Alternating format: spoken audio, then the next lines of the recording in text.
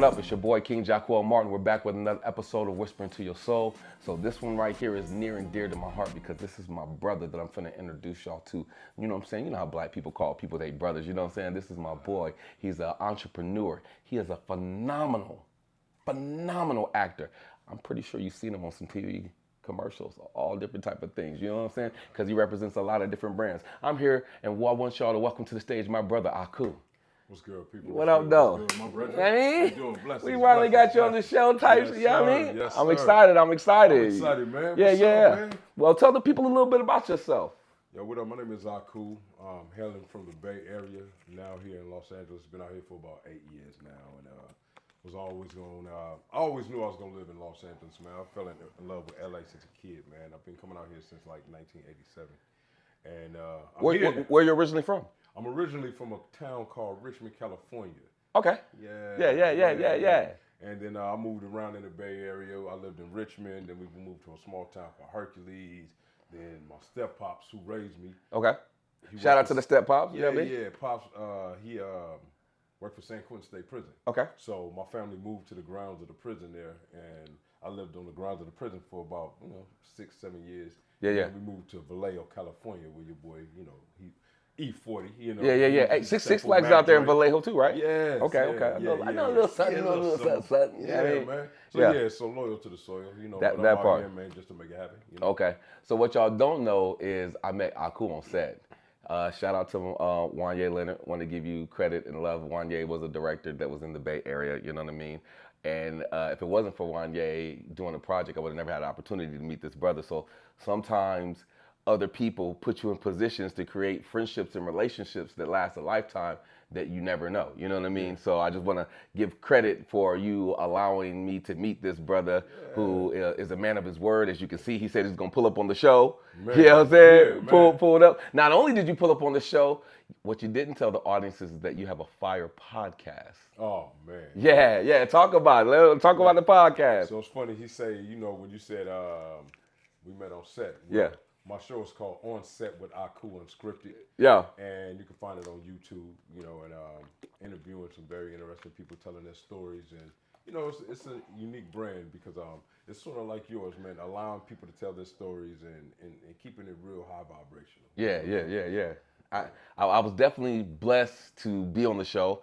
Yes, had an amazing interview. Can't wait for y'all to see. You know what I'm saying? Man, tune in, tap in. This man right here. Yeah, you know what I mean? Matter of fact, if they want to tap into the show, where can they watch the show? Is it out anywhere on any platforms? Yeah, like I'm saying, it's on YouTube. Okay. So you just type in On Set with Ahku, AHKU. Yeah. Unscripted. And you can see some amazing people. Yo, y'all make sure y'all tap into that. On Set with Ahku. Y'all tap into the show, subscribe to the channel, like, show love. It's just a click. It don't hurt you to click and show some love. You feel me? Leave a couple of emojis, a couple of words. And if it's something that's said that inspires you, man, let us know. You know what I mean? So y'all make sure y'all support On Set with Ahku on YouTube. Y'all go check it out right now. Like 7 or 8 interviews on that thing. You feel me? So go enjoy. Go have some fun with that. Tap in. Matter of fact, what inspired you to even want to do that, Ahku? I've been doing it since a kid. So that's funny you asked that. I took radio broadcasting in high school, as well as I used to work for Cameo, 106 Cameo in San Francisco, and 94.9. So I took broadcasting radio in college. So it was just natural for me to just sit back and behind a microphone and talk to people. Yeah. I wanted to be an air personality at one time. I mean, you got the golden voice. You got the man with the golden voice. I know y'all hear the Barry White. Yeah, I mean, hey, yeah. Man, but so that was the case, and my mama, she had a camera, right? So hold on, big shout out to Mama. Mama, we love you. Peace. You're amazing. Peace, you Mama. did an amazing job raising your son. That. He's a good person. He's out here doing big things. So thank you for your legacy and thank you for just being an amazing woman. We love you. Big shout out to you, Mom. Shout out, rest in peace, Dorothy. So with that being said, took a camera. I was 20, 21, and me and my cousin Snoop, we used to dress up as the characters. Like he would play E40, Mike Tyson, all these different characters at the time in '94, and I played a host. So it was a host based off of kind of like Romy Rome for Martin. Ah, So I put on the Yeah. Afro wig and would interview him, and we would play different characters, and we had Prince, all that, right? So we did all these different characters, And so BET back at the time had a show called How We Do It, hosted by Ricky Smiley. Mm-hmm. They were looking for content. Big shout out to Ricky Smiley. We love you, bro. You're an Smiley. amazing trailblazer. I sent the video in because I used to be on the block selling the VHSs. Okay. Yep. I sent the VHS in. I'm dating myself talking about VHSs. And BT sent me a contract. They called. They were in love with the show. Wow. Send me contracts. I'm all excited. Letting the family know, yo, they about to start hearing my That's stuff. crazy. And then I got hit with the ooh-wah. The problem was we were using original music in the skits. And they couldn't. Oh, right, because of a couple of. Hold on. Why couldn't they just take the sound out and just redo the sound? Because at that time, back in the 90s, Oh. I didn't have it like that. I just had the music playing in the background while we were talking. Yeah. You dig? So Look, if y'all don't know nothing about the 90s, we was using music with everything. tapes. Listen, let me tell you. Voicemails. Music, come on. Hello? I'm not in right now. You can leave your name and number and get at me later. Yeah. For sure. Yeah, you know that time. Or remember one, yo, hello? What's good? Nah, I'm coolin'. Ah, you thought I was on the phone. Oh, Leave a voicemail, call me later. Bro, I hated those voicemails, bro. Yeah, man, I hated them. Yeah. I hated when people did that, but nah, man. So that was the case. So that's what got me into doing interviews. I'd already been doing it. Wow. But then but that was just something I did as a hobby. Okay. But my main passion was, music and acting. Wow. Yeah. I was about to say, because all of this kind of coincides together, you know what I mean? And I'm glad that you transitioned to that, because I was about to say, you dressing up as these different characters, you hosting and all this is definitely preparation. Yeah. It's almost like your own acting school that you're giving yourself, because you're getting to play different multiple characters. Right. You're also hosting. You're getting comfortable in front of the camera. You're getting comfortable with listening and reacting to the person. So how did this all transition to you falling in love with acting, bro? What blew me away was finding out that I didn't know until after she passed. My mother was in the drama class, but she never told me until my sister found it out on Ancestry.com. Wow. Seen a picture of her in drama class, but never told me. Yeah. She didn't like to talk about certain things, whatever. And then finding out years later, like within recent years, that my grandfather on my father's side owned the first black photography studio in Tennessee, and then brought it to Richmond, California. Wow. So I got pictures of my father's studio, my grandfather's studio, who I never met because I wasn't born when he was Right. here. So innately, there's certain things that we just carry in our DNA. Right. We don't know why we do things, and then it's not until you find out. You dig what I'm saying? And so Yeah. I just found out that it was innately in me. Yeah. And I continued to just pursue it and went from hip hop, dancing, break dancing, used to do all that. Hold on. Before we transition to dance, I think you said something that was fire. What up? You dropped a bar, a hidden gem. So y'all gotta pay attention when people talk. You gotta listen. You talked about sometimes you have to trace your history to find out why you do certain things that you do right now. Right. Because a lot of us do things, but we don't know why we love it. Right. But if we go back and look at our legacy and our history and find out our people and look at our lineage and the timeline, you'll see that you have multiple people in your family that might have been doing the same thing like you discovered, you know what I mean? And may mom rest in power and love, you know what I mean? We know you watch it from heaven, you know what I'm saying? Just give a quick moment for mom. That's right. Appreciate that. We always gonna show respect. We always gonna show love. You feel me? Always. Always. Yes, Yeah, sir. but I think that was beautiful that you said sometimes, or that you should go back and look at your lineage, because you might discover new things about you, whether it's good and why you might be dealing with certain problems in your life that you might not even know why you're dealing with that. Like, why are you under this certain type of attack? You know what I mean? I think that was dope. It's the ghost in the DNA. And when we look at situations, Hold on, say that again. It's the what? It's the ghost in the DNA. Sheesh. Yeah. And so with that being said, like, there's a show called Finding Our Roots, right? One of my favorite episodes, and come to find out the host, it was his favorite episode as well. It was with LL Cool J. Well, huge LL fan, right? Yeah. So I kind of pretty much knew his background. But on the show, he finds out that his grandparents who raised him were not his biological grandparents. He didn't know. He didn't know his mom was adopted. And so come to find out, when they found his grandfather and his great-grandfather, they were boxers. professional boxers. Hence, when you see Mama said knock Yeah, you out, that he in the- he in the ring. That's Since looking at wow. the big endeavor when he's hitting a heavy bag. You Wow. get what I'm saying? That's See, dope. the lineage is the everything. It's the nucleus of everything. It's Yeah. the root. You know. Yeah. It's just like, so when you look at the where we come from and why we do the things that we do, Mm-hmm. it goes back to that knowing where you come from will tell you where you're going. Mm. Mm. Yeah, it's a roadmap. Man, that's so interesting. Now I got to go do it, you know, because the truth is, when it comes to my lineage, I really don't know. My mom's mom died when she was 11. Yes. Never knew my grandfather, and then my father, I only met my dad like maybe 3 times my whole life. So he passed away, and when I would ask my dad, like, "Who are you?"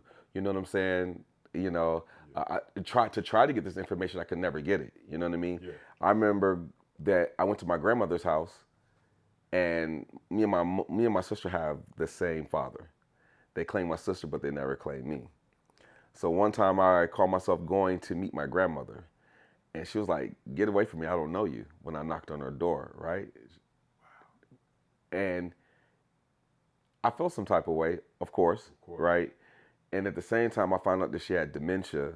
But, you know, it's interesting what you learn when you start digging through the trash of your history. I won't even say trash, but when you start digging through your history, you know what I mean? You'll find a lot of hidden gems about you. The question is, are you willing to do the work, and are you okay with discovering what you're going to discover? Because once you know, you're accountable for what you know. Every bit of it. You know what I mean? There's no more excuses. But the more educated you are, the better decisions you can make. Right. You know, you might be in this loop in your life, and you're like, why am I in this loop? And the answers might actually be in your history. So that's why I thought that was like so dope when you really brought that up about your history, and then showing the LL, and then tying it to Mama Knocks You Out. You know, big shout out to LL, bro. We're a huge fan of you. Legacy, bro. You're amazing, trailblazer, and like that. Like, much love. You know what I mean? Wow. Yeah, you know? Yeah. It's amazing, man. Yeah. So I've always been into certain things like that with spirituality, coupled with just knowing history. And I think that the fact that, you know, I come from a place where, like, a lot of my family elders, they didn't really like to go too far back. Mm-hmm. And I was always asking questions. Why do you? Yeah. And so a lot of that I just had to find on my own. And then there's certain things that are in us when you have self-discovery, right? Yeah. And you have self-awareness.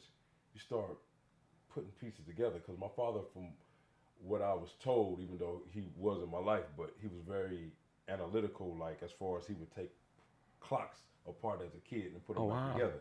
So like he built his first Harley in our living room when I was a baby, and we got pictures of him with all the pieces of the bike all over the floor, and but I'm not mechanically inclined, but I'm very analytical. I think a lot, and sometimes to a detriment.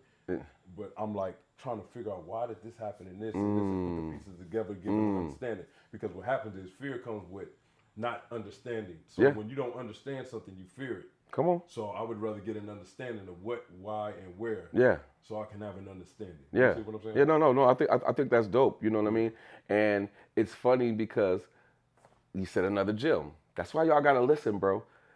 He said that his father put clocks together. His father put a Harley together, but I am not mechanically inclined. Well, that's because you're not your dad, and you have your own purpose and your own skill set and your own passion and how to use being analytical.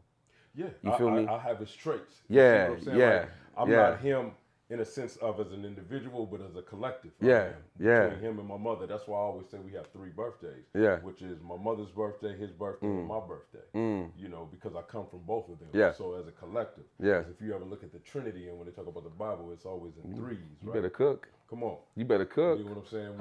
What are Hey, the elements? hey. What are the elements? You know what I mean? You know? Father, Son, Holy Ghost. Come on. Cook. Come on. Yeah. So when we look at threes, I always say that life is a replication of itself. Yeah. Of God. When you look at who God is, whatever you want to call him, the universe, source, or whatever. Yeah. But what got me as a kid was my grandmother told me God has always existed, right? And I couldn't wrap my brain around that as a kid. What do you mean he's always existed? And then growing up, I took it a step further. Imagine being the creator of existence itself. Come on. To create existence. Epiphany. Come on. So we Epiphany. only have this limited comprehension, but what I learned in that is one of my favorite quotes, which is, life is just a coffee break from eternity. Wait, that's a bar. That's a gym. Please say that again. Please say that again for the people in the back of the church. Life is only a coffee break from eternity. You feel me? I was like, yeah. Hey, you cooking. What does that mean to you? Because I know some people be like, it might go over their head, but from your perspective or from your viewpoint and the things that you've been through in life, because you know your life experience shapes you, what does that mean to you? It means that, from right now, we're here only for a moment, but then we come from eternity, and then we're going back to eternity, which is always here, always present time. So this time that we have on earth, that's whatever. But then we go back to where we came from, for where it is nowhere, now here, and we return to nowhere. Yeah. You see what I'm saying? Yeah. So this is just a little coffee break. All these things that we're going through and that we experience in just a moment. Yeah. And then we go back to where we came from. Yeah.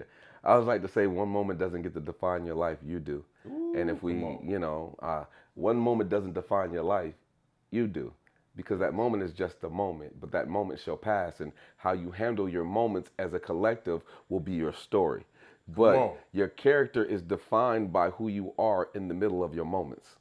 Boy, you Metamucil, boy. Yeah, you feel me? You feel me? Yeah, come you on, feel man. me? Your character yes, sir, is defined by who you are when you go through your storms. Because anybody could be anybody when they're winning.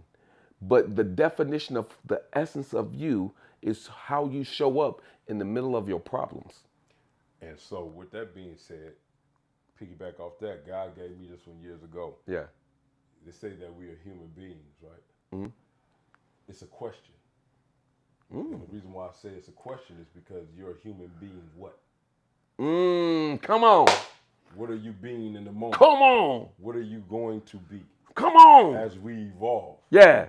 What are you being? Yeah. So today I'm being present. Ha! I'm being in peace.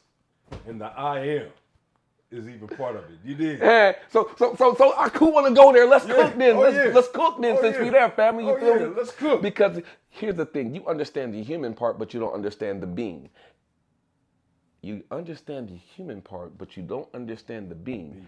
And the being is to be. To be what? To be present. Well, what is a present? A present is a gift that you unwrap. Well, every day that you wake up is a present. Every breath you take is a present. Every movement you have is a present, is a gift. Do you take advantage of the gift or do you complain about the gift? But see, you can't be present to your present because you're too busy being stuck in what happened yesterday. Being a human. You feel me? The humane part. The humanity of you doesn't allow you to be present or doesn't allow you to be the being. But when you start being present to right now, this moment, what's going on, and learning and being appreciative, I promise you life will be different. Why? Because you're present to it and you're not just a zombie walking on autopilot. Come on. Come on, man. Don't get me started, Ahku, man. I'm trying to be good. I'm trying to be good, man. I'm trying to be good. You know what I mean? Look at the fact that when we incarnate, into this human body, this flesh. Come on now. Now you wonder why I don't know who I am. Yeah. The baby comes in crying, right? Yeah. Comes into the world, right? Yeah. And so now the baby, when it says from the time it's born till about 7 years old, then this is the awareness of what it has and what it believes that the life to be. So if you were born into and you incarnated into this world, right? Some say that you got a soul contract with people that come into your life, right? Uh-oh. So now with those soul contracts, soulmates not necessarily are always have anything to do with intimacy or being in love and lovers. A soulmate could be your partner, it could be your mama, your daddy, your boss, but a soulmate is something that someone that challenges you and brings the best out of you. You dig what I'm saying? And it could be that person get on my nerves. I can't stand it. But then you start thinking and you learn it. Yeah. Because with that adversity, right, advantageous, right? You better come on, talk about it. Man. Come on, talk about it. Come on. Right. No, this you cook. Because if we in a universe, right, then I'm in a university, right? You hear me? Cook, right? Ahku, Come on. cook. So if I'm on this plane net, you dig what I'm saying? Plane. This plane. Catch the bar. Net. Listen, Come on, boy. listen. This University. Come on, man. Plane. So while I'm here, Yeah. I'm learning on this plane, right? Yeah. And then God gave us all these amenities and all these things that allows us to be in this carnation to deal with these situations. It's depending on how you look at it, right? So now, is it an obstacle or is it an opportunity? Uh-oh. Hello. What are we doing? Because you can't have a testimony without a test, because the testimony is no more than a person overcoming the test to get to their happiness. You can't have a rainbow without rain. That's why the rain comes first and the bow comes second. Yes. All right. See, so, Ahku done got me started. So with that, brother, I teach a lot of people, or let me not say teach, but I at times minister and I tell people things like, become the Christ in your family if you're not already. When you become the Christ in your family, you're becoming the Christ in the crises. See, bar. That lineage. 15-yard penalty. 15-yard penalty. Say it again. Say it again. When you become the Christ in your family in the midst of a crisis. So the Christ in the family is the one that is, oh, he weird or she weird. Hey. Come on, or did you hear this, brother? Or why? When you become the Christ in the Christ. Come on. Because family, right, is nothing but familiar, right? Yeah. Family familiar. So you in this family, what everyone is familiar with doing, whether it be drinking, drugs, sexual abuse, prejudice, racism, ignorance. But then you're the weird one, right? You used to see the shows like they had the shows called The Monsters and the Addams Family. When they would have the whatever beautiful girl in the family and they were the monsters, they always called her ugly. Right? You're always the ugly one. You're the Christ in that crisis because God allows this to go on for so long, this lineage, right? But then what's that one that rose from the ashes? You did? Yeah. In book of Mark 6, when he talked about, when I found that scripture about myself, when it talks about a prophet is not within honor within his own home, Jesus went back to Jerusalem to try to help heal people. They're like, the son of Joseph, let him cook. The son of Mary, and he claims he's the prophet. It says he couldn't perform not one miracle in that town, and he had to leave out of town. You see what I'm saying? And only were able to lay hands on a few sickly. Right? So sometimes when you leave from the Bay and come to LA, you dig?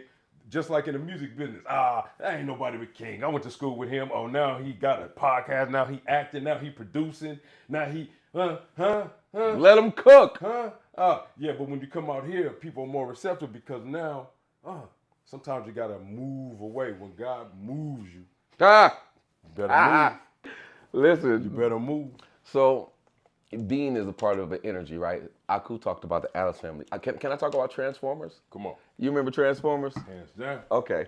This is for y'all out here in the TV world, on streaming land, on Instagram. This is for the people right here. I need you to hear me one time because this is going to be very deep. Come on. I need you to hear me, please. Because they put things in front of us and we don't pay attention because we're so entertained. Transformers. How did they come up with the word Transformers, Ahku? Transcend. Okay, cool. Now, in Transformers, you have a good guy, which is the protagonist, and you have a bad guy. The good guy were called the Autobots. Right. And the bad guys were called the Decepticons. Okay, how did they come up with the word Decepticon? Deception. And? Cons. So you have someone that deceives you and someone that cons you. Decepticon. Okay, a Decepticon's job was to come to planet Earth and steal the what? Oh, the minerals and the energon. You feel me? Yeah. Okay, now we cooking. Let's loosen up a little bit, Ahku. Have you ever just been in a space where everything was just going right, everybody having a good time, and then you have that one person that got some mess going on in their life, and then they walk in the room, and then when they leave the room, the energy ain't the same, and they walk out smiling? Come on. Okay, have you ever had somebody deceive you?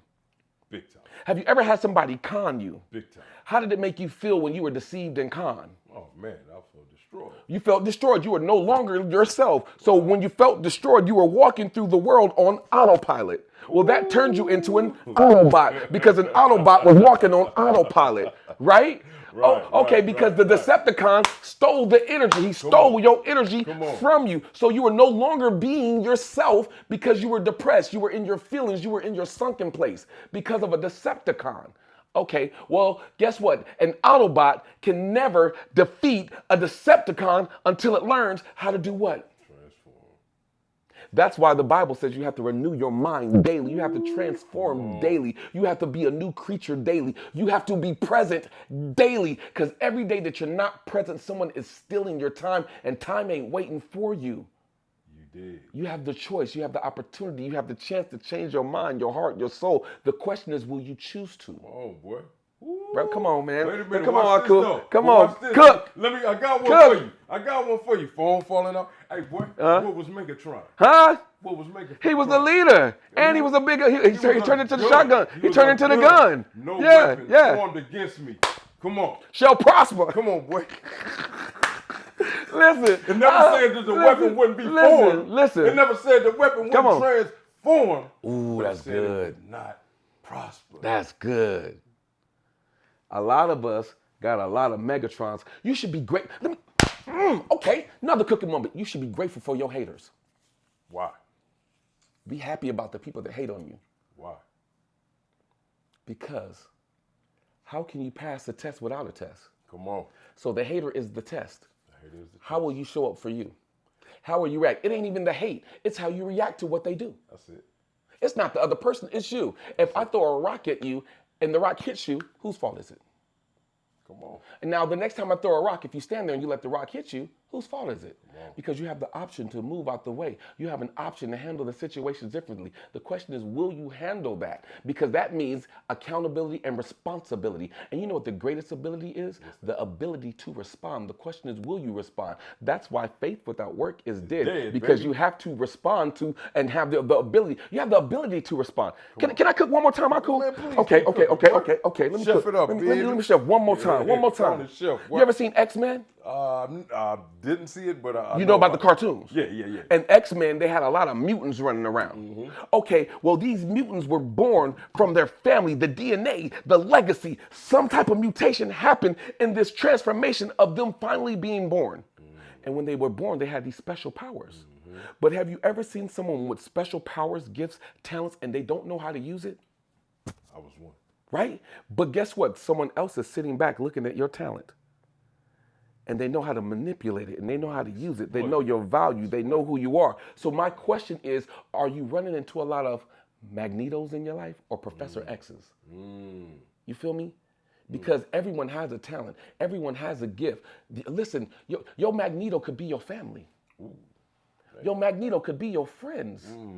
See, you got to understand that since the day that you were born, that you are amazing. You are a gift. You are one of one. You are the best you there will ever be, because there's not another you. So you're the best by default. The question is, do you choose to be the best, or did you allow someone to program to think that you're not who you say you are? Come on, man. See, you got to learn how to free yourself. Transform. You got to learn how to transform and renew your mind. We doing too much. We doing too much. My bad. We doing too much. We doing too much. It's food for the soul, man. You know, it's funny because like I use a lot of metaphors as well, like that, right? And like one of my favorites is I use football. Yeah. Talk to me nice. Football. You're on that playing field. Yeah. Right? As I say, we incarnate. Yeah. Incarnate into that pad. Yeah. That helmet. Yeah. We incarnate in these knee pads. Yeah. And the cleats. So Yeah. Found You got to put on your whole armor of God. Right? And we got the opposition Yeah. across. Yeah. The same thing on, maybe Yeah. in different colors, Yeah. different uniforms, Yeah. right? You know, then we got our cheerleaders Yeah. that's cheerleading us on, and Yeah. then you got crowds that's for us, and then crowds that's against Yeah. us, right? Yeah. And then you got a coach. Come on. Who's your coach? Come on. Who's pushing forward, saying you can do this and giving you the plays? Come right? on. Who's the coach? Come on. Who's the coach? Come on. Who's the owner? Yeah. You hear me? But they never said that we ain't gonna let you not play the game. You're gonna play the game, but it's what you gonna do. What's the strategy in that game of life? What you gonna do? Listen. You know, what's Cook. the distraction? And when I'm thirsty, I got a water boy. You said, what's the what? What's the what? Huh? What's the strategy, right?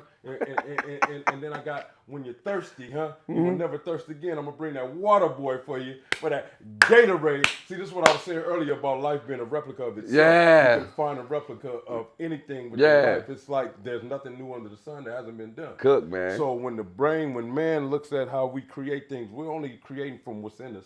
Yeah. You dig what I'm saying? Yeah. And so that football game was just pretty much a replication of life. Yeah. And I'm not trying to be too No, esoteric and all deep. no, it is what it is. Well, It is what it is. So, Put on your thinking cap. Stop being so simple-minded. So we trying to chase that pig, man. Look here, bring home the bacon. Trying to chase that money. Trying to get that. Trying pig, to get that man. mugger. You understand me? Yeah. So I mean, when you really look at things like that, you start seeing that. Okay, now I'm in a football game, right? Yeah. You know what I'm saying? I know who my owner is. I Yeah. know who my coach is. Yeah. I know when I'm thirsty. Your trainers. Come on. Trainers, Yeah. I got my cheerleaders. You got the news Shout out reporting to my on you. Talk about homegirls good and and my bad. homeboys, my people, my family that Yeah. cheering me on and Yeah. all that. Yeah. And then I got them haters. Yeah. That you were saying, right? Yeah. You gotta have the haters. Yeah. It ain't a fun game without the haters. Bro, let me tell you something. I asked this question, right? Y'all gonna love me for this. Y'all gonna love your boy for this one. I said, do you get mad at blind people for being blind? Oh man, come on. Do you get mad at blind people for being blind? Most people say, no, I don't get mad at blind people for being blind. Okay, cool. Because I call cap. How many people can see your dreams? So why do you get mad at when people don't support? Ooh, that's Why? That's a bar. Huh? That's a bar. Huh? Why you get mad when people don't show up to your event? Come on. Why you get mad when people don't donate? Why you get mad when people when people don't sacrifice the things that you think that they should sacrifice? But can't nobody see your dreams except for you? Oof. So you know what blind people can see though? What can they see? Results. Oh. See, it's your responsibility. It's your job to make your dream come true. Yeah. Regardless of whether someone helps you or not, I gave you this task. Will you complete your task or will you make excuses? Will you blame it on the haters? Will you blame it on the non-support? Will you blame it on the blind people for being blind? Come on, boy. But one thing they always say is this: if you build it, they will come. Come on. And sometimes your biggest support can come from your biggest haters. Because Ahku, remember when we started acting and nobody believed it until they saw it on TV? And then all of a sudden when they saw us on TV, we made it! Boy, I saw you! Hold on, wasn't you just the same person that said, I would have never made it? Weren't you the same person that didn't believe, that was joning, that was talking, da-da-da-da-da-da-da-da-da? But now when I made it, all of a sudden, and guess what? I appreciate you. I appreciate you both ways. I appreciate you for saying that I can't make it, and I appreciate you for being happy that I'm there now. How about that? Hello? How about that? Hello? And with the blind, right? Yeah. Samson was blind, right? Yeah, he was. Ordained. Huh? Samson was ordained to have a job. He had a job to do, Yeah. right? Samson got caught up with the fact that he was long locks, Yeah. pretty boy. Delilahs. Yeah, Delilahs, right? There's a lot of Delilahs in LA. A whole lot of Delilahs, right? And so when his eyes got taken out, he was blind. Mm-hmm. And they cut his hair. Mm-hmm. Wait. After he told his secret. After he was pillow talking. Is when Delilah deceived him and cut his hair off. Right. They took his strength. But here's the thing. What's so amazing about that. His strength was never in his locks. Talk about it. Come on. His strength was never in his eyesight. Come on. When you are ordained and you're called to do a job, because many are called but only a few are chosen, right? Only a few answered. And only a few answered, no matter the circumstances. Yeah. He was sent to destroy the Philistines. So what happened is God sent somebody. Okay. Even though he didn't have the locks. Yeah. Even though he didn't have the sight. Yeah. This young boy, he called him over and he said, lead me to the pillars. Yeah. And it says with a swift crush, yeah, he crushed them pillars. Yeah. And allowed for the temple to fall, Yeah. killing the Philistines, including himself. Yeah. But my point was, he did it without the locks. The strength was already in him. See, when you call, ain't nobody gonna be able to do nothing to you. I hope y'all catching this bar. You may lose your little bit of sight. You may lose your hair. Come on, man. You may need to get no matter what you going through right now in life, you still you. Already called to do something, he gonna make sure that you do that job. Come on, but bro. then also as an individual, you have to realize too that you play a part in this too. Yeah. Because then you could be ordained to do something, but then you mess it up. Yeah. I know many of people, man, that were unbelievable people on this earth. Mm-hmm. And block their own blessings. Block their own blessings. Man, That's a all fact. the time. That's a All fact. the time, man. So let's get into you, Ahku. Back to you, brother. Man, that was church. Yeah. That was church. How did you fall in love with music, man? My stepdad, he used to. Well, my mom, first of all, she used to always play music in the house. Okay. So I got all sisters, so we in the house partying. My house was the, my house was the party house, and I had an epiphany years later. I called my sister, had her in tears, laughing, because we used to always talk about, man, everybody would be at our house, everybody would be popping, everybody would be on the porch, all the dudes, everybody. And one day it just hit me out of nowhere. I called my sister. I said, you know why our house was so popping? Everybody loved being over there. She said, why? I said, because I had a beautiful mama, 2 fine sisters, and it was me. And I'm like, and everybody was like, man, she lost it. She said, I said, yeah, man, because I'm a man, so I get it now. And I'm like, wait a minute, man, this is all these women at the house, man. They got the music playing. They weren't there for the music. They was hunting. They was thirsty. Hey, shout out to the block, though, man. Shout out to 9th Street, man. South 9th Street. Big shout out to 9th Street. That's hella funny. That's hella funny. But no, man, so moms used to always have music playing, partying. And then when Pops came, when she married my Pops, all that shit stopped as far as, the party. Yeah, and then... he already knew what time it was. He knew it. All you wolves, listen, all you wolves, gotta go. Gotta go. All you wolves can't come around here, though. I know why you here. Y'all think y'all hunting niggas. Y'all think my family pray? Yeah. Not today. Ain't happening. Yeah. So, but then Pops, though, he played the drums. He used to be one of the original drummers for Confunction. Yeah. And so he played the drums. So he played in many different bands. And so music in the house all the time. Wow. So they still threw parties later on down the line. Yeah. And we moved away. And man, I'll tell you, King, I've been around legends all my life, man. So it started with Pops. He moved us to a small town called Hercules, right, in the Bay Area. There, my neighbors, my homeboys was, I don't know if you're too familiar with the hip hop rap scene in the Bay, but Little sunshine. so there was a DJ by the name of DJ Extra Large. He used to be with this rapper called Spice One. Shout out to Extra Large and Spice One. So you know Spice One. I don't know if you're familiar with Spice One, but him and my boy G Nut, them was my neighbors, my homeboys. Then there was a dude by my man Jay Diggs out of Hercules. Well, he was from, I believe, Vallejo, but he lives. Shout out to Jay Diggs, G Nut, and everybody. He was with Mac Dre. Shout out to Mac Dre. I'm sure you heard of him. Of course. So all these cats was the homies. Yeah. You feel me? And I'm younger than them though. Yeah. You feel me? But we like I remember my mother had a birthday party for me. All these legendary Bay Area rappers, man, at my house on my birthday, they having a Royal Rumble. Yeah. Backyard, backyard, just throwing each other around, and I grew up around that. And so moving on from that, then I moved to Marin. Okay. So I'm still doing the rap thing. My cousin Randy, shout out to Randy. He was the first DJing and rapping. So I was impressed by my cousin. I was like, man, looked up to bro. Still do. And he gave me some turntables when he was done because he moved on, got a mixer and some other stuff. So he gave me the stuff. So I started DJing house parties and all that with the equipment he gave me. Okay. And then, so I was in love with hip hop. I was in love with breakdancing. Pop still playing the drums, music. Moved to Marin. I'm rapping by this time. Okay. And I'm like 14 years old. And then my mother was like, oh, son, look, there's a rapper out here too. And I look at the paper and I'm like, reading it, I'm like, Tupac? Who call themselves Tupac? Because in that era, man, I'm used to LLs and the Chuck D's. Yeah. This Tupac sounded just weird. Yeah. And plus, I'm ignorant. I never heard the name before. And so I'm thinking I'm the rawest ever. You know what I'm saying? And I'm as we all do. Yeah, as we all do. We all do. And then I remember when I started school out there that summer, and that's all everybody talked about was Pac.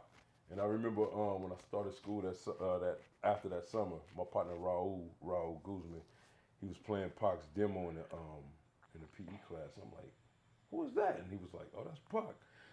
I'm like, that's the nigga they been telling all this summer. This was 1989. Yeah. So he ain't on. Yeah. And that same day, I'm telling my partner Emil, E.T., bruh, Raul was playing me that Pac dude, man, that boy raw. Oh, yeah, Pac, that's my boy from the jungle, from Orange City, blah, blah, blah, blah. Next thing you know, while we walking to the bus station, Pac at the bus station, man. On the phone, on a payphone. I'm really aging myself, but yeah, he on the payphone. Yeah. He's like, there you go right there. And I'm like, okay, whatever. What's up, man? But my boy, I just moved out here, man. I just heard your song. Rest is history. Yeah. Been folks ever since. So we were rapping at house parties in the Bay. Yeah. Back in Marin. So it was Pac, me, my partner Tack, 5150 Mayhem. It was a crew of us just rapping. And Pac just was the one that blew up. Yeah. Fast.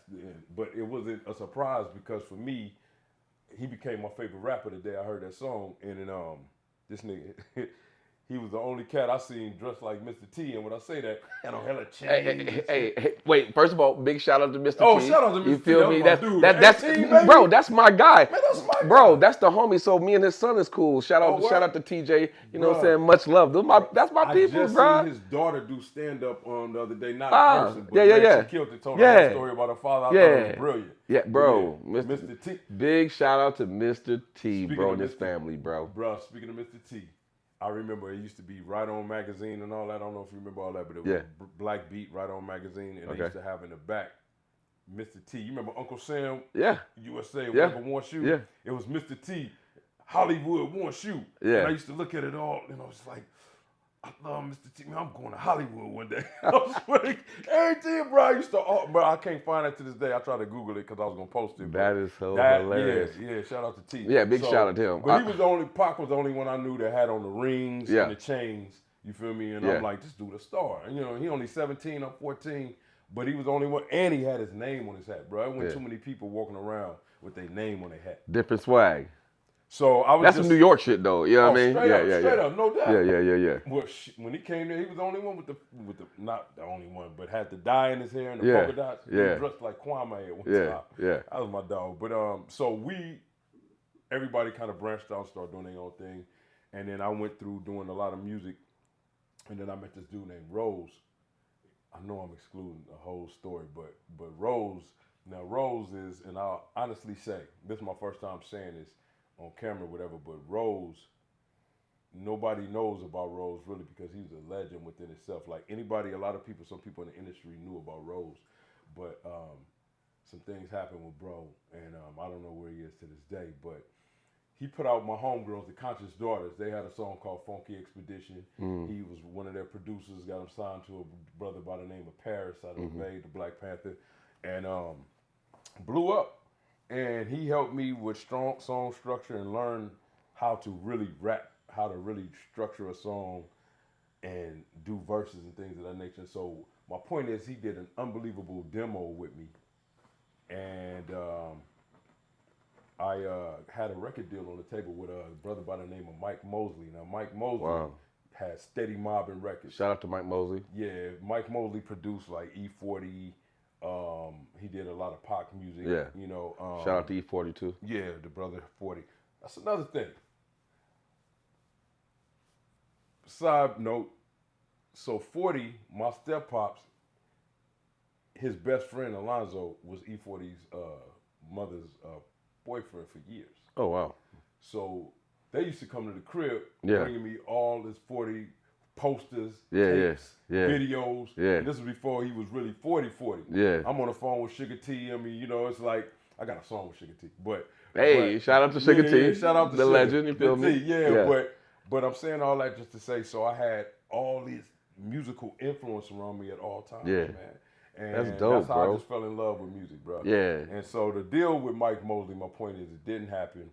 I had some other deals on the table with some other people. But the one thing I can say is me and my boy Balance. Shout out to Balance, man. That's Shout out to Balance. Balance, and he's doing real well with TV and film right now. But we had came under the Rose umbrella, and we were working under him. And so one day, the song came out called "Pay My Bills" by Destiny's Child. And Balance hit me up and was like, "Yo, man, let's do a song." Like, you remember they had Pigeons? I don't know if you remember No Scrubs. Yeah, come on, of course. So, big shout out to Destiny's Child, one of my favorite female singing groups of all time, man, for sure. Girls, man. Yeah. So he said, let's do this, we ain't gonna pay your bills. So we did a song called Cali Come Back, We Ain't Gonna Pay Your Bills. Okay. I remember when I was writing the song in my room, I didn't know my sister could hear me. And when I heard her laughing on the outside, I'm like, oh, I may got something. Yeah. We recorded the song, bro. Everybody was like, what the? So then next thing you know, one of my homeboys, shout out to my boy TJ the Raider. Shout out to Somebody TJ the gave Raider. TJ the Raider the CD. He was working for Cameo, 106 Cameo in San Francisco at the time. He got it. He riding around in the Cameo van. They're like, who is this? What is this? Yeah. And so my boy Ahku and Balance said, got it to Jay Boogie. Shout out to Jay Boogie, Shout out the to DJ. Jay Boogie. Feel me? He couldn't believe it. A went crazy. Yeah. We had the #1 song on radio in 1999. That's crazy. That's crazy. That's crazy work. I still remember the night it aired, bro. When they first was it aired? I guess I want to say the word air. Yeah. You good. It's aired. But the night it came out that Sunday night, I just remember me, moms, my sisters. We all just ran out to the street screaming, bro. Cause you ever seen what's the Nights Like This? What's the movie? Five Heartbeats? Yeah, of course. Remember when they all first heard their song on the radio and they all went crazy? I always think about this scene. Come on, man. Come on, talk. So my point is, I was in that industry. I got a long list of stories I could tell you, but God protected me because it never happened. Yeah. Never. Every deal fell through. And I believe that because God knows me better than I know myself sometimes. And I was a trip back then in my 20s, man. I don't know if y'all just heard the bar. That's why sometimes you just got to shut up and listen. Did you hear him say, thank God that it didn't happen? Yeah. What question does that present to you? Why? Yeah. And he said, God knows me better than I know myself. Because if it did happen, I know I probably would have been doing things that I probably really didn't have no business doing. Probably been in situations that I really need to be in. Could have lost my life. So that leads me to say this to y'all. Have you ever just had a moment in your life when you was like, thank God I didn't get what I asked for? Woo. Thank God this situation, thank God I didn't walk through that door. Come on. Thank God that I didn't drive off or I didn't leave or I didn't do this or whatever that situation was. Have you ever just had a moment, whether it was a relationship, thank God I didn't talk to this person. I thought I wanted what I wanted. Yeah, thank God for me not getting what I thought I wanted. Because sometimes what you think you need could be the biggest trap of your life. So thank God that you didn't walk through that. It's just one of those moments, a little thank God moment for you. That's real talk. You know what I mean? Yeah. Oh, that's every bit of the truth. Yeah. So, when the record deals didn't happen, I eventually ended up still in the music business back in 2006 because I ran into my partner B, Balance, and he had just signed a deal with SMC, and he had a record deal on the table. So I actually got it on video when I ran into him because I used to carry the camera everywhere I went. I still do, kind of, but I was like, yo, I seen him in Frisco. I'm like, bro, you got the record deal? What's up, man? Out of all people, your boy. He's like, man. So we ended up getting the deal. I ended up being his hype man. He signed me as his artist, and we toured. He had a hit song on the radio. Crazy. We did some tours and all that. Did radio runs, and my biggest shout out to Balance was that bro got me on Summer Jam. Wow. Back home, one of the summer jams in Stockton. Yeah. And I performed with T-Pain. It was 40 Shout out to T-Pain. It was a gang of back then in 06, so it was big.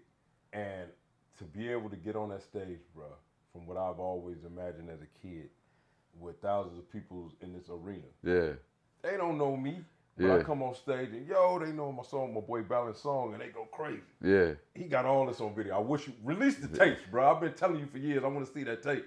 But I just remember grabbing him and I'm like, hey man, I just want to thank you, brother, because you put me in a position of what I've always wanted to do and experience it. And even if that was the last time, I was cool with it. Yeah. You feel me? Yeah. And come on, Ahku, talk. God is amazing. God is, I'm one of the blessed, man, King, I was saying, and I told God when I was 17 that if he would bless me with all that I wanted to do, that I would always let people know who it was. Yeah. Right? So this is one of those promises. Yeah. People always talk about making deals with devils in the business. I'm like, why you can't make a deal with God? Close up. Say it again. You know what I mean? Say it again. I was talking about making a deal with the devil in this business. Why you can't make a deal with God? Huh? I made a deal with God.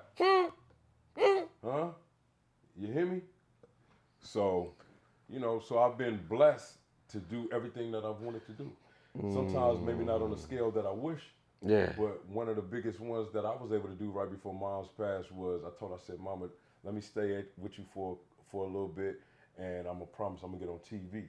Yeah. And I ended up booking this show called I Almost Got Away with It, Yeah. right, where I played the lead. Yeah. And one of the biggest things for me was hearing my mother on the phone. He gonna be on. You see his commercial? He gonna be on, and you know what I mean? I got to give her that before she left. Yeah. You feel me? And so I always cherish that out of anything.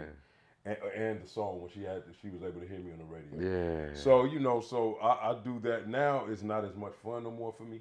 Yeah. Because she's not here. Because I think that the best thing in the world is for a child to be able to make their parent proud. Yeah. You feel me?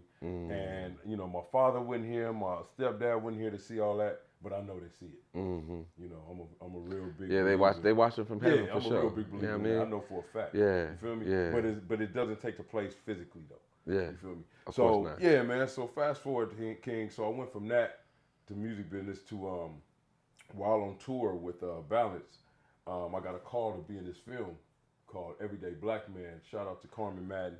Wow. And I remember I ended up. Shout out to Carmen. Yeah, shout out to Carmen, man. Beautiful woman, man. And amazing writer and director. Yeah.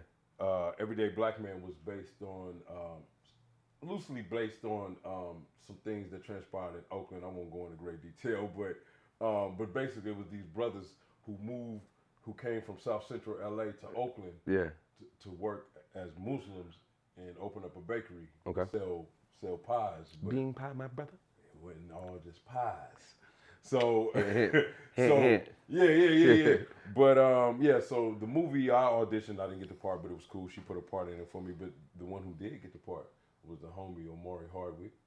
Oh wow, yeah. And big shout out to Omari Hardwick. Amazing, brilliant. Omari Hardwick, and get this Tessa Thompson. Wow. Shout out to my girl Tessa Thompson. Big shout out to Tessa. So I was in a film with Omari, Tessa, and then my boy Mo McRae. He played in Den of Thieves and a lot of other films. Yeah. And all three of them, they were like a trio. And and that was my second time working with Omari. My first time, actually, that was my second time. My first, we worked on a film called Sucker Free City. Yeah. Shot and directed by Spike Lee. Okay. And Wow.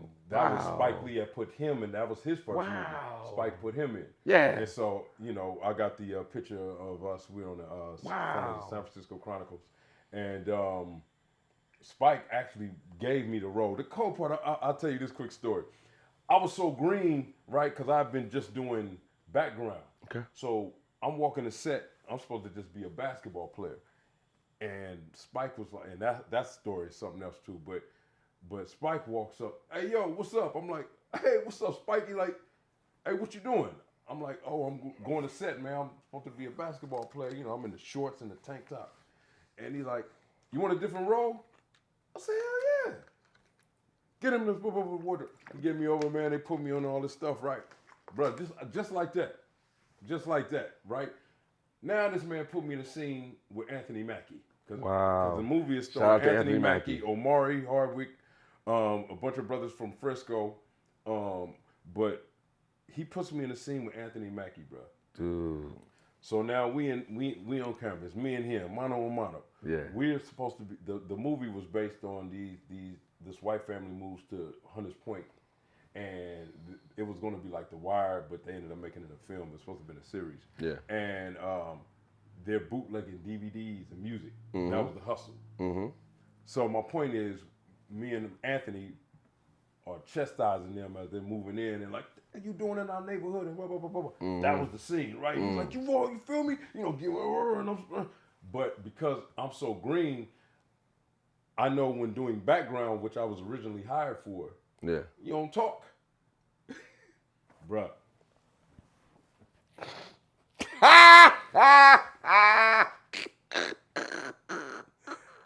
Hey. Hey, I might as well have been an NPC in the movie, man, because I didn't say nothing. Anthony just, bro, you feel me? Hey, blah, blah, blah, blah, blah. You know what I'm saying? Like, Ahku. Bruh, cut that whole scene, bro. Up to this day. To this day. But guess what? I was able to go to Martha's Vineyard to the Black Film Festival back in 21, and they had a correspondence brunch for directors, and Spike was there. And I stood up in front of the whole crowd and told everyone this exact same story. And I wanted to thank Spike because he put me in my first movie. Yeah. And then we had our talk. He came and had a talk with me and everything. Thanked me, and I told him what I had going on, and it was cool. Yeah. So it was full circle. Yeah, that's dope. I mean? Yeah. Hey, here's another full circle moment, because you brought out Pac. Big shout out to my brother, Jeffrey Akoff. We all met on set through Wanye. And you know, Jeff Killer actor. got to play Tupac in the Death Row Chronicles. Death Row Chronicles. Right? Word. We never knew none of this about you, Ahku, about your music ties. And, you know, remember the day when they put Pac Star on Hollywood Boulevard? We were all there, man. And we were all there. And Jeff was like, nah, King. I was like, nah, forget that. You gonna do interviews. You played Pac. You deserve everything, bro. You're worthy. Because Jeff, he mad humble. Yeah. He don't like people, but he mad humble. You know what I'm saying? Yeah. That's just my brother. You know what I'm saying? So what I did was I ran around and got Jeff like 7 interviews. That's dope, man. And while we're doing all these interviews, it was like, who was that? Yeah. Nigga, Yeah, is that Ahku up there? Yeah, man. The hell Ahku doing up there? Yeah, man. Boom! Hey, gang. I still got a picture of all of us, man. And you showed us love, and you allowed us to come up there when they were putting Pac's star down, and just showed love, bro. Supposed to, man. Just show love, bro. One of the things that I pride myself on, and it's funny you bring that up, is being here in Hollywood, right? Yeah. I'm not Hollywood, bro. So, wait. Bar. If y'all might not understand why that's a bar, but real people and real actors and real people who are not, that don't act like that, understand.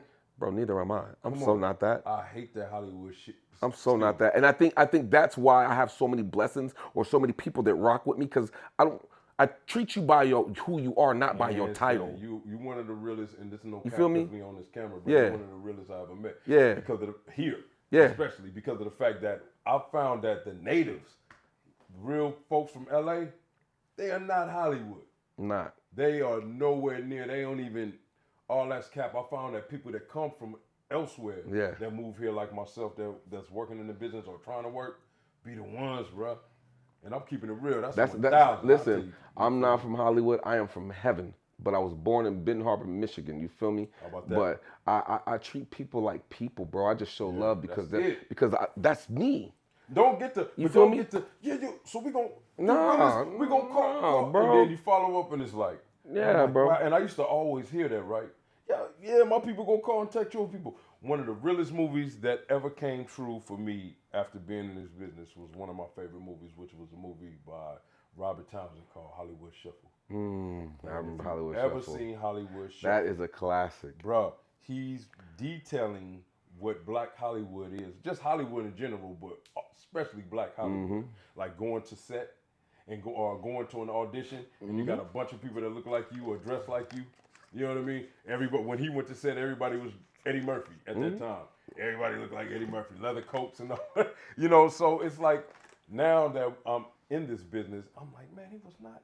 And then you got the haters in there. You know, he was working at Winky Dinky Dog. Yep. And man, I seen Brown said last night, you suck, Bobby. You know what I mean? It was like, shout out to Henry though. But it was like, yeah, man. I was like, okay, I get it now, man. It's like this business is really crazy, but it's a lot of fakeness. But no, bro. So I just enjoy like the real ones that I met out here, man. Yeah. The real ones. Yeah. I want to appreciate that, bro. Yeah. You know what I'm saying? I just pride myself on being king, no more, no less. You know what I mean? And here's the thing.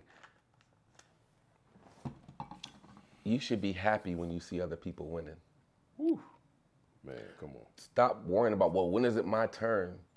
Because you want somebody to cheer for you when your turn does come up. Right. You should be genuinely, authentically happy That's real talk. for other people winning without trying to compare yourself.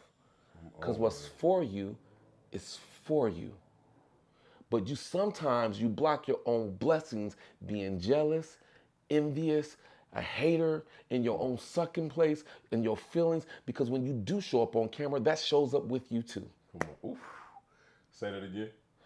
When you do show up on camera, that spirit of hate, jealousy, envy, all that shows up with you because the camera is a mirror of who you are.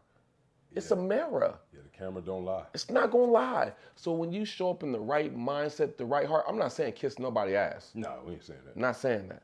I'm saying when you're genuine with people, when you're on set, hey, what do you do? What is this? What is that? You know what I'm saying? If they're not busy. Yeah. You know what I'm saying? And you ask the right questions and you're intrigued by their job, that's how you learn. You diversify yourself. Develop You know what I mean? relationships. Yes. Before, bro. Like, here, let me tell y'all a secret. And then we're going to wrap this up. Good. Anytime I book anything or anytime I audition or whatever else, I make sure that I stay in contact. I get Instagrams. I follow up because the fortune isn't made in the initial contact. It's made in the follow-up. And I don't follow up about their business. I don't follow up about their title. Happy birthday, happy anniversary, congratulations. I hope you're doing well. Hope you're not sick. Sending prayers, sending love. It's the little things that people remember. It's the little things that keep you working because people want to work with people that they like, not because I want you for your title. Yes, sir. I just want you because, you know what I'm saying, to know that somebody actually really cares, bro, about you as a person. That's called being grateful. That's called being thankful. That's called just being genuine. That's called being real. Don't be fake because people can see fakeness. People can see when you're trying to be fake and it ain't real. You know what I'm saying? It's like dating. People can see when someone's thirsty. It's the energy. Yeah. Bro, you know what they say, the most powerful energy is authenticity? Come on, bro. It says not love, it's not hate. Come on, bro. It's the authenticity. Come on, bro. You see a real person, you know. Yeah. That's why you can go in the room and be like, there's something about that cat, I'm cool. Yeah. You feel me? Yeah. Before we get out of here, I got 2 more questions for you, maybe 3. But the first question is, what do you want your legacy to be? It's still being written. Love that. Love that answer. Love that answer.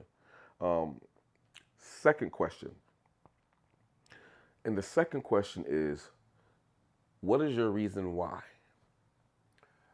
Like your motivation. What keeps you going through the hard times, through the struggle? Answering my calling. Which leads me to Amir Suleiman, and I say this quote every show, and I'm going to keep saying it because y'all need to hear it. Check out the poem. And the poem is entitled, One Day You Will Be Someone's Ancestor. Remember we talked about this on your show. Act accordingly. And I remix his line, but I still love it. He says, do you not know that death has mounted its steed since the day you were born? And the question is, will it find you in your purpose or your excuses? I love that. I love that, bro. I love that. That's so powerful. Big time. I'm going to say big shout out to the bro, Amir Suleiman. I'm going to say that every show because somebody needs to hear that. Will death find you in your purpose or your excuses? Because you know what? Death is embarrassing to the ego. Bro. Shout out to Wayne Dyer. Bro, that's very powerful, bro. Very. And I just got to leave you with this Yeah. as well because you brought up something on my show, and y'all got to see this show. It is an amazing, powerful show. This man cooks. I got hit up in DMs and folks. This brother here, I knew when we heard it. I mean, I was, feeling a certain way when me and my man that was my director. But check it out, man. So you said something that I didn't say anything because I was allowing you to have your moment, and I wanted to do the Me Too thing. But it was like, I know that exact story, or I know that feeling. And the story was you brought up Ballers. When that was you got to see the story with when King talking about being on Ballers. It's amazing. So what I learned years ago was in the book of Habakkuk, chapter 2, verse 1 through 4. Write the vision down, make it plain, for he who reads it may run with it. Though it tarry you, wait for it will surely speak. It's appointed time. When you write this vision down that God's given you, write it down.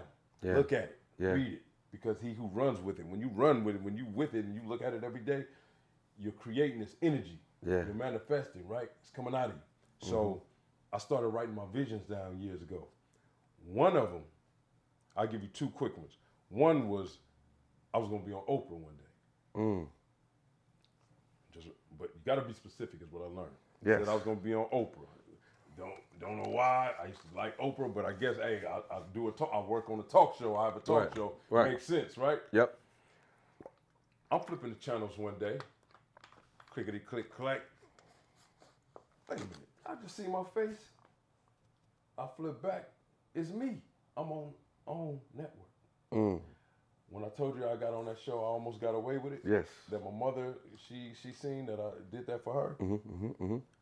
Because Oprah has her own show, she's in partnership with Discovery. Okay. My show was on investigative discovery. So she acquired shows from that show because she needed content for her new network. Wow. And my show was one of them. Bro, wait. I did the investigative Discovery Jones. I did Wives with Knives. Okay. And I think I might have did almost got away with it. That was shot in San Francisco. Yeah, in Frisco. Oh, I did do that. Bruh. I did do almost got away with it. Yeah. So I'm flipping and there I am. It Yeah. came. Then I wrote down also that I was going to work with The Rock, Dwayne Johnson one day. Now watch this. Watch this. This one is always crazy. I go and audition for this movie. I had no idea what the movie was. Yeah. You know, I get a rapport with the director. We talking because there's a line of people outside. Yeah. He looked tired. You know, it's in the Bay. And we just struck up a conversation. I struck up a conversation with him naturally though, not because the brother looked like he was cooked. He was tired. Yeah. And then before we had this great conversation like we're having, before you know it, he was like, "Oh, we got an audition to do." I'm like, "Oh yeah, an audition." And we do the audition. He showed me on the computer, okay, you're gonna be running, and it's gonna be this disaster, and there's gonna be the bridge gonna collapse, and all this. San Andreas. San Andreas. I did San Andreas. I was an extra in San Andreas. Oh, was you extra? I'm actually in the bridge scene when we're running in San Andreas, Oh, you running? Yeah, bro. Yeah. Wait a minute. Hold on. What part? Because they got when the tsunami coming at me, right? And I'm like, and then I turn around and I run. Bruh, that's so hilarious. Yes, I did San Andreas, bruh. That's commonalities, brother. That's so this funny. This is why we're supposed to talk. That's so funny, bro. And then lastly, Yeah. I'm sitting with my brother-in-law. Why we always got to do shout-outs, but I got to. Brian, what up, B? Hey, shout out to Brian. You Yeah, feel what me? up, Brian? Yeah. We sitting watching Ballers, one of my favorite shows. Yeah. Still is. Yeah. And him, we kicking it, and it was I think it was the second season, whatever it was. Yeah. But after the last episode goes off, bro, without me, you know, very intuitive, right? Yeah. I don't know where it came from. I just said, bro, I'm gonna be on this show, and he said, what? You are? I said, yeah. I start going on the computer, right? Yeah. I started looking up casting. Yeah. I thought they really shot in Miami. Yeah. I go look up Ballers, casting Miami. I find some whatever site. I'm sending my headshots and blah, blah, blah, blah, blah, right? Yeah. One of my homeboys at the time, he's an actor as well. He calls me out the blue. Right? Yeah. I can't say it's out the blue. He called me and I said, yo, bruh, you know that show Ballers, bro? We got to get on Ballers, man. Yeah. And he like, bruh, man, you know they shooting in Oakland. What is you talking about? They shoot in Miami, bro. You putting it on thick. No, I'm serious. They shooting in Oakland. Yeah. I'm in Emeryville at the time. Yeah. Because I was in San Jose at the time. You was in San Jose? I was in San Jose. Okay, I'm in Emeryville, right? Yeah. You know, I'm at this spot. And I said, nah. I look on casting, sure enough. Yeah. They're casting for Ballers. Yeah. Now, I'm like, God, come on now. Yeah. Come on. I'm thinking I got to go way to Miami. Come on. You going to tell me you shooting 10 minutes away from where I'm at? Come on now. After me just watching the show? Yeah. Write the vision down, make it plain. Yeah. Right? Yeah. You telling me Uh-huh. I ain't got to go 8 hours on the plane or 5 hours? You telling me I might just have to go up the street? Yeah. God is amazing. Ridiculous. So I'm like, that's a bar. God is amazing. Yeah, I said it again. God is amazing. And I'm going to give him credit every single time because y'all might not know my walk. Y'all might not know my story, but I know for a shadow of a doubt I wouldn't be here without him. And I'm going to always give him the praise. I'm going to always serve him. I'm going to always love on him no matter what because no weapon formed against me shall prosper. And so many people are not here, but he allowed me to be here. So I will always be grateful and thankful. I don't care what you call him. I call him God, and I'm going to always serve him. I call him all the time. Yeah. I call him Father. Yeah. And look here, man. Yeah. I'm like, all right. I go submit. Right. I don't know what they're doing. Yeah. I just know it's in Oakland. I'm bugging off the fact that I thought, and I'm doing all this work, and he's like, no, I told you you're going to be on the show. Watch this. Yeah. I'm working security at the time. Ha! Come on, Ahku. Shout out to BSG out there in the Bay. Yeah. I told you I'd give y'all a shout out one day. Shout out to BSG. Yeah. So I'm working. This crazy, dude. I'm sitting in my car, right? And I'm like, God, I gotta let my company know by a certain time, man. They shooting on Friday. Here it is. It's Wednesday. I need to let them know before Thursday, Lord. If you're gonna book me or not, you gave this to me. Yeah. You said you gave me the vision. You told me while watching the show, I'm gonna be on the show. I thought I gotta go to Miami. You gonna put it next door to my house? Come on, man. But I thank you for the opportunity anyway, regardless if I got it or not. Come on. I'm more blown Come away on. that you gave this to me and it's right next door. Who would have thought it? Bzzz. I look at my phone. It's YouTube and it's giving me a suggestion for a song. Now, mind you, I ain't praying out loud. This is in my mind. Bzzz, YouTube, suggestion for a song. You know, sometimes when you got the app, it'll suggest something. They ain't no ballers. I open it up. It's The Rock. If you look it on YouTube, he doing this. I said, you gonna be that blatant? You gonna be that blatant? You telling me I got it? Man, you know, I'm like, hallelujah, God, right, I'm having a moment, right? Yeah. And then bzz, the phone go off again. Casting. Congratulations, you just booked ballers. Wow. Boy. Wow. Right? Yeah. Get the set. That's a whole nother story. I ain't gonna go into that long story, but I'll just tell you this. At the end of the day, I got the picture. We were shooting at Everton Jones Barbecue in Berkeley. Yeah. And I got the picture of me and The Rock standing in the doorway. Yeah. He's standing next to me the whole scene. I ain't saying not one word to him. Yeah. I'm in awe of the end result. Yeah. Of that writing it down and making it plain. You understand me? I'm more in awe of not The Rock, but what God said to do, and he gonna do it. Come on. That's all. Come on. Write it down. The book of Habakkuk, chapter 2, verse 1 through 4. I got a contract. Yeah. I'm always gonna glorify him. Okay. I honor that contract. Last question. Come on. If you had any advice for an upcoming actor, rapper, what would you tell them? It's funny because today, that advice from yesterday doesn't necessarily apply today. Mm-hmm. But at the same time, because of the way the industry is, Mm-hmm. I would say that being independent. Mm-hmm. Being independent because of the fact that I come from out of the trunk. Okay. So when I was in the Bay Area, I was selling my CDs Yeah. out of the trunk. I was selling that CD out of the trunk. Yeah. We come from that hustle. Started with Too Short, E40, all these rappers that you know today, OG rappers, but they were the pioneers of selling out of the trunk. When everybody was cramming to get a record deal, Yeah. we're gonna do it ourselves. Yeah. So I started doing it myself. I started putting my name out there because the whole point was get a buzz. Yeah. Make them want you. Yeah. Don't go in there saying, can you give me? No, bring something to the table. Your talent. God gave you that. So your God-given ability, can't nobody tell you you're not good enough. If God gave it to you, you're good enough. Don't do it for the fame. Don't do it for the money or the women or the men, whatever it is you choose. Do it because you love it. I don't care if you're rapping or acting, directing or writing. Do it because you love it. And no matter whatever the results are, do it to the end. That's what I would advise you. Because if you're not doing it, you'll never be happy. Hey, do it to the end. You know why? Because will death find you in your purpose or your excuses? Brought it right back. Brought it right back. That's man. so crazy. Yes, so, sir. Ahku, for anybody that wants to support you, can you please give us the podcast and where we can find that again? And then can you please give us your social media so if anybody wants to just support, hear your music, check out what you're doing, book you, anything, and how can they get in contact with you, bro? God bless you. I appreciate that, bro. So my show, On Set with Ahku Unscripted, YouTube. That's On Set, AHKU Unscripted. I appreciate the likes, loves, and subscribes, and tell a friend.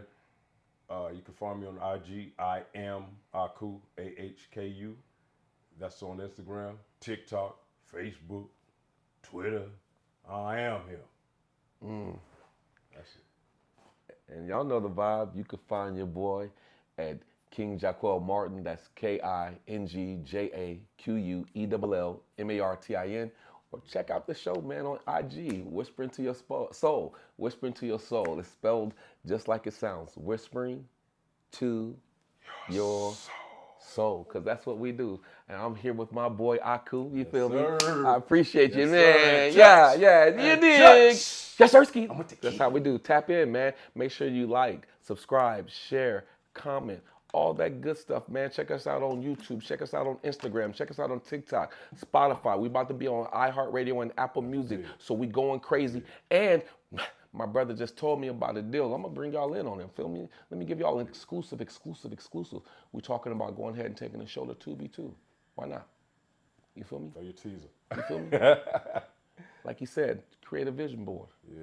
Make it plain. Speak it, live it, write it, be consistent to it. Love your dreams. Fall in love with you, baby. Stop letting people limit you. You feel me? Because if you're not programming yourself to your dreams, then who's programming you? Ooh, I like that. That's our show. The king, ladies and You gentlemen. did. The Yeah, king. you feel me?